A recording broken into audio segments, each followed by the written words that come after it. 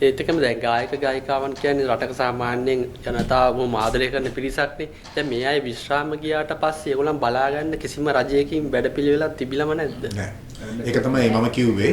අදටත් එහෙම නෑ. ඔය ටවර් රෝල් රඟහල පදනම සහ ඒ තෝරාගත්තු පොඩි රුපියල් 5000 10000ක් ගන්න ඉතාලම සුළු පිරිසක් ඉන්නවා. ඒක ඇත්ත. නමුත් ඒක ටවර් රෝල් පදනමේ අයට විතරයි.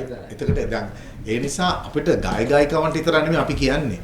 සකල කලාකරුවන්ටම මේ රටේ ක්ෂේත්‍රයටම කවදා හරි කියන්නේ පුළුවන් තරම් ඉක්මනට විශ්‍රාම මොකද මේක සේවයක්නේ. දැන් රජයේ සේවය වගේ තමයි මේ මොන කර්මාන්තයක් කරත් මේ රටේ පැවැත්මට කලාව නැතුව පුළුවන්ද? එහෙනම් ක්‍රමවේදයක් හදන්නට ඕනේ.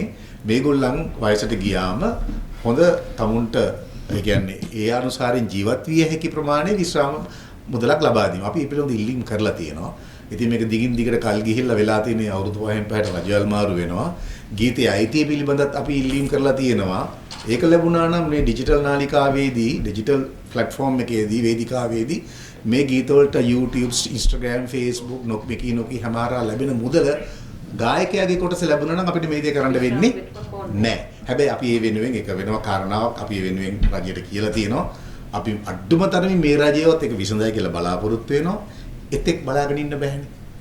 එතකින් කවදා හරි දවසක එහෙම අර මුදලක් හදලා දුන්න දවසක අපි කැමති අපේ මේ මුදලත් ඒකට ප්‍රදානය කරලා ඔක්කොටම මේක සැරසලා සාදෙන්න. එතෙක් මේ අය ජීවත් වෙන්නට ඕන. ඒ නිසා තමයි මේ දේ අපි කරන්නේ. ඒ වර්තමාන රජයත් සමග මේ සම්බන්ධයෙන් කතා කරලා තියෙනවා. අපොයියෝ ගිය රජයත් එක්ක මේ හිටපු සභාපතිතුමාගේ නායකත්වයෙන් අපි විවිධ ක්ෂේත්‍රات එක්ක 23 වතාවක් සාකච්ඡා කරලා තියෙනවා. හරිද? දැන් මේ රජයත් එක්ක මේ වෙනකොට අඩුම තරමේ සාකච්ඡාවර ජනාධිපතිතුමා හවීම ඇතුළුව සාකච්ඡාවර 6-7කට ගිහිල්ලා තියෙනවා. අවසාන වශයෙන් වෙළඳාමතුමාත් හමු වුණා. එතනදී අපි කිව්වේ මේක අවශ්‍ය වෙන්නේ නැහැ. අපට ගීතේ අයිතිය දැනට තියෙන බුද්ධිම දේපල පනත යටතේ තියෙන්නේ ගීතේ අයිතිය ආර්ථික සහ නෛතික අයිතිය තියෙන්නේ පාර්ශ්ව දෙකකට පදරචකයන්ට සංගීත.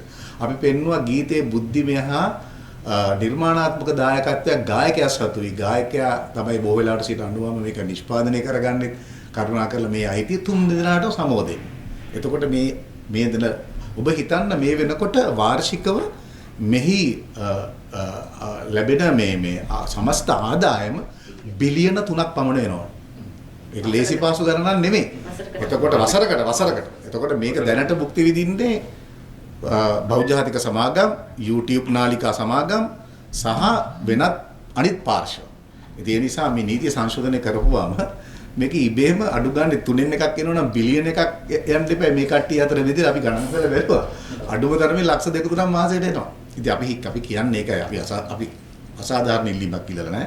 මේ රජයෙන් ගෙනල්ලා අපි නොබෝ දිනකින් මේ ප්‍රශ්නේ ඕඩ ජනතාවගේ ගෙහොද්දම ගීතයක් කාටද අයිති වෙන්න ඕන කියලා ඒගොල්ලෝ ඉස්සෙල්ලාම කියන්නේ ගායකයාට කියලා.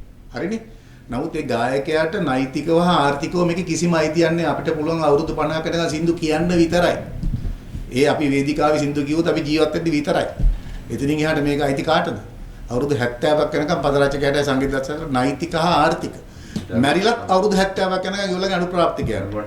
දැන් අපි හිතමුකෝ අවුරුදු 80 ටීඑම් ජයරත්න උදාහරණයකට ගන්නම්කෝ. දැන් අවුරුදු 80ක් නේ වයස.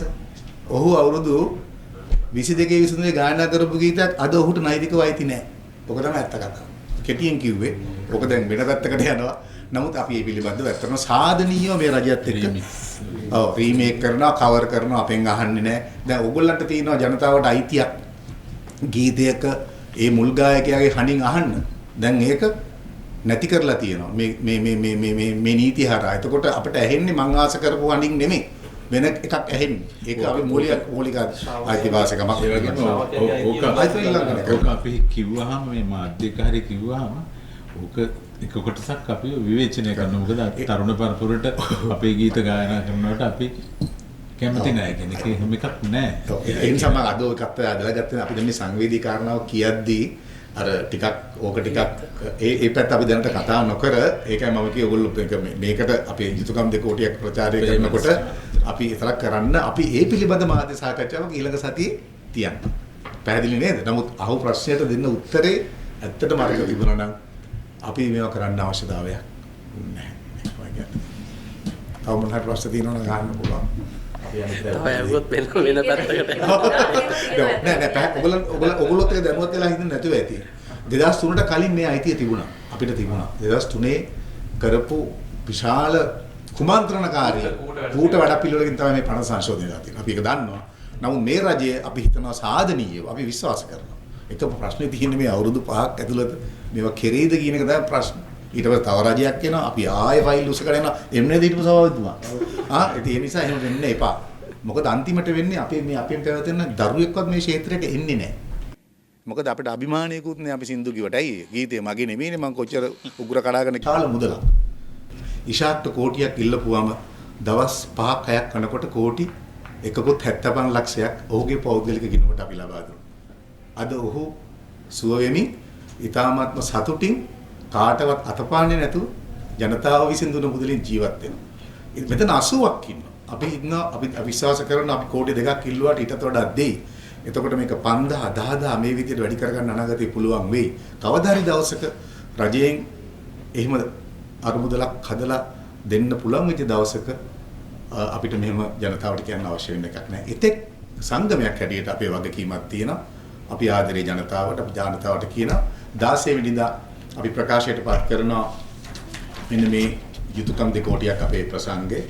එතනදී අපි ලංකා බැංකුවේ තමයි අපේ ගායකයා බහරාර මුදල Singers Trust of Sri Lanka මුදල තියෙන්නේ.